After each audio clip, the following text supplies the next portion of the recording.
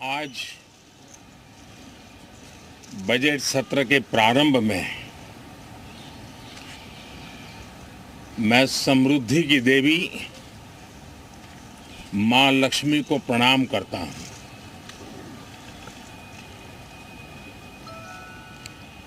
और ऐसे अवसर पर सदियों से हमारे यहाँ मां लक्ष्मी का पुण्य स्मरण किया जाता है।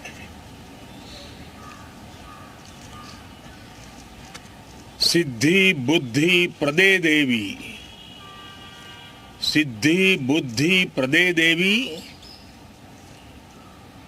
भुक्ति मुक्ति प्रदायिनी, भुक्ति मुक्ति प्रदायिनी, मंत्र मूर्ते सदा देवी, मंत्र मूर्ते सदा देवी, महालक्ष्मी नमोस्तुते, महालक्ष्मी नमोस्तुते। मां लक्ष्मी हमें सिद्धि और विवेक देती है, समृद्धि और कल्याण भी देती है। मैं मां लक्ष्मी से प्रार्थना करता हूं कि देश के हर गरीब एवं मध्यम वर्ग समुदाय पर मां लक्ष्मी की विशेष कृपा रहे। साथियों, हमारे गणतंत्र के 75 वर्ष पूरे हुए हैं।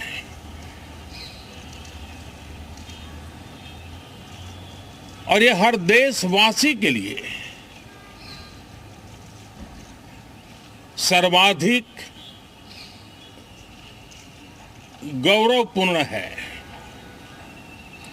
और विश्व के लोकतांत्रिक जगत के लिए भी भारत का ये सामर्थ्य अपनी एक विशेष स्थान बनाता है। साथियों, ये देश की जनता ने मुझे तीसरी बार ये दायित्व दिया है और इस तीसरे कार्यकाल का ये पहला पूर्ण बजट है।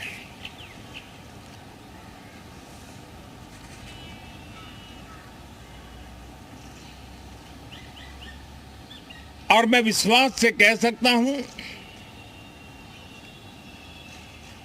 कि 2047 जब आजादी के 100 साल होंगे, विकसित भारत का जो संकल्प देश ने लिया है, यह बजट सत्र, यह बजट एक नया विश्वास पैदा करेगा, नई ऊर्जा देगा कि देश जब आजादी के 100 साल मनाएगा तब विकसित होकर रहेगा। 140 करोड़ देशवासी अपने सामूहिक प्रयास से इस संकल्प को परिपूर्ण करेंगे। तीसरे टर्म में हम मिशन मोड में देश को सर्वांगीण विकास की दिशा में, चाहे वो भौगोलिक रूप से हो, सामाजिक रूप से हो या आर्थिक भिन्न भिन्न स्तर के संदर्भ में हो, हम सर्वांगीण विकास के संकल्प को लेकर के मिशन मोड में आगे बढ़ते जा रहे हैं। इनोवेशन, इंक्लूजन और इन्वेस्टमेंट, ये लगातार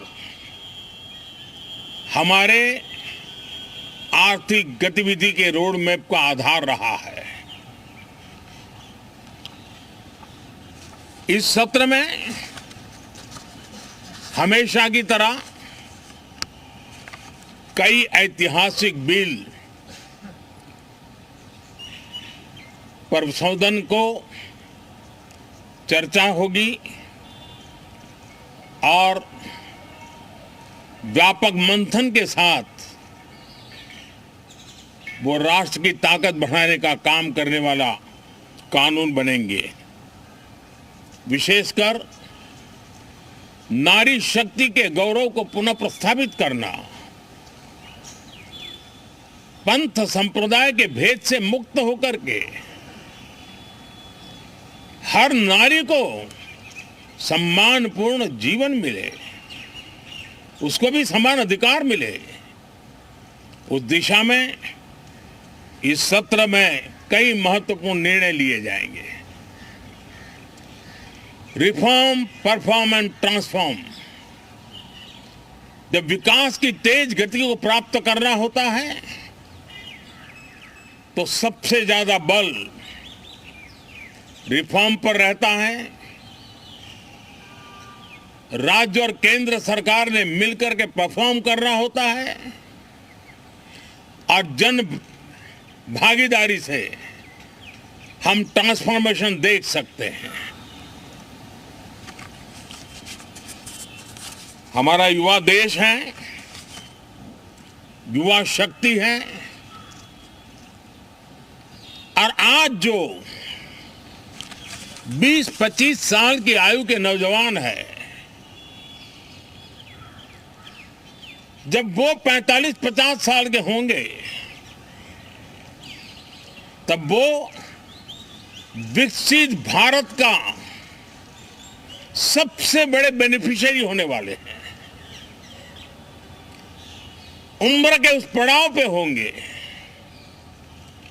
नीति निर्धारण की व्यवस्थाओं में उस जगह पे बैठे होंगे कि वे गर्व के साथ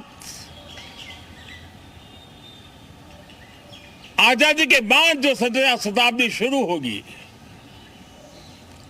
एक विकसित भारत के साथ आगे बढ़ेंगे। और इसलिए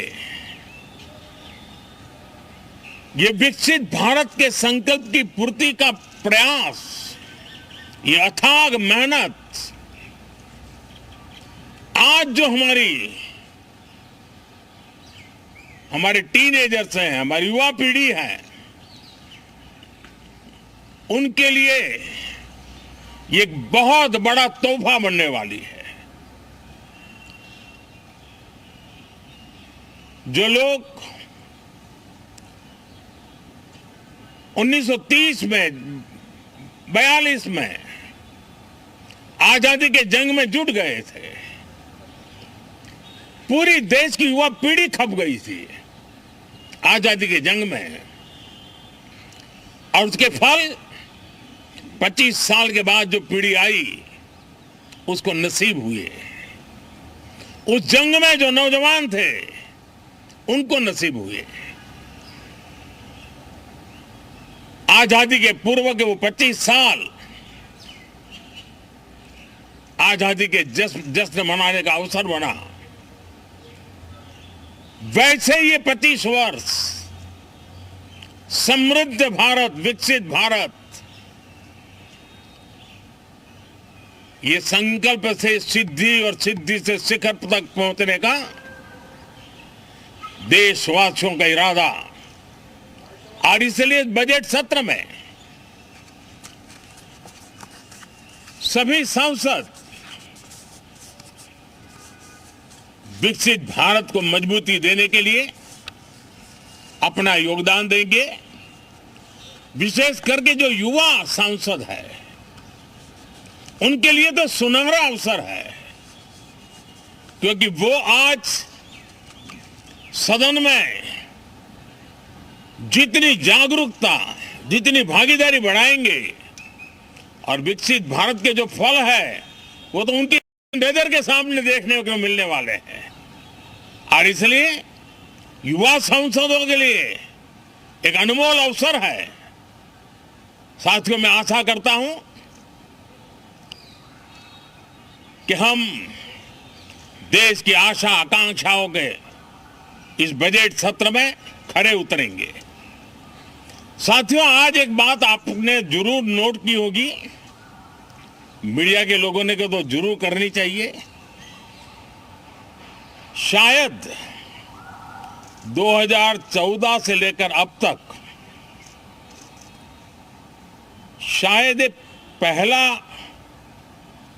पार्लियामेंट का सत्र है कि जिसके एक दो दिन पहले कोई विदेशी चिंगारी नहीं प्रगटी है। विदेश में से आग लगाने की कोशिश रही हुई है। 10 साल से यानी 14 से देख रहा हूं, हर सत्र के पहले शरारत करने के लिए लोग तैयार बैठते थे और यहां उसको हवा देने वालों की कोई कमी नहीं है। ये पहला सत्र मैं पिछले 10 साल के बाद देख रहा हूं कि जिसमें किसी भी विदेशी कोने से कोई चिंगारी नहीं हुई। साथियों, बहुत बहुत धन्यवाद।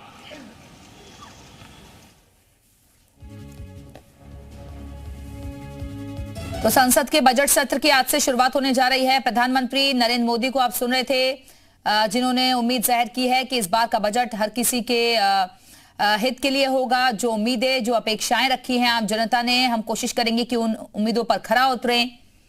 तो अब से थोड़ी देर में राष्ट्रपति का भी संबोधन होगा, दोनों सदनों को वो संबोधित करेंगे। उससे पहले प्रधानमंत्री नरेंद्र मोदी को आप सुन रहे थे, कल आम बजट पेश होने वाला है। वित्त मंत्री निर्मला सीतारमण कल बजट पेश करेंगी। सवाल यह है कि क्या जनता पर टैक्स का बोझ कम होगा, घर का सपना क्या लोग पूरा कर सकेंगे, बजट में महिलाओं के लिए क्या होगा, व्यापारियों के लिए क्या होगा, मिडिल क्लास के लिए क्या होगा।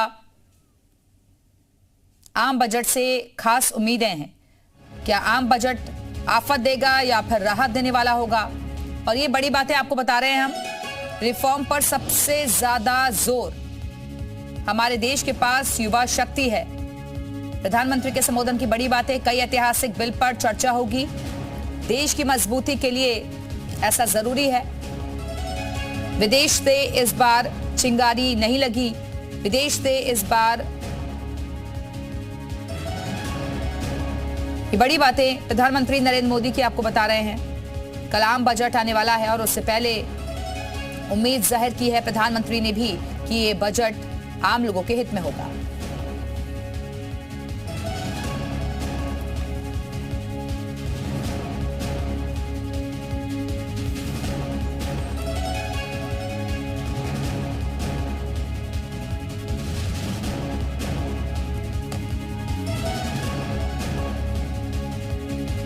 तो घर का सपना पूरा करेगा आम बजट। सवाल यह है कि बजट में महिलाओं के लिए क्या होगा, मिडिल क्लास के लिए क्या होगा, व्यापारी वर्ग के लिए क्या होगा, क्या टैक्स में राहत मिलने वाली है, क्या घर का सपना पूरा हो पाएगा।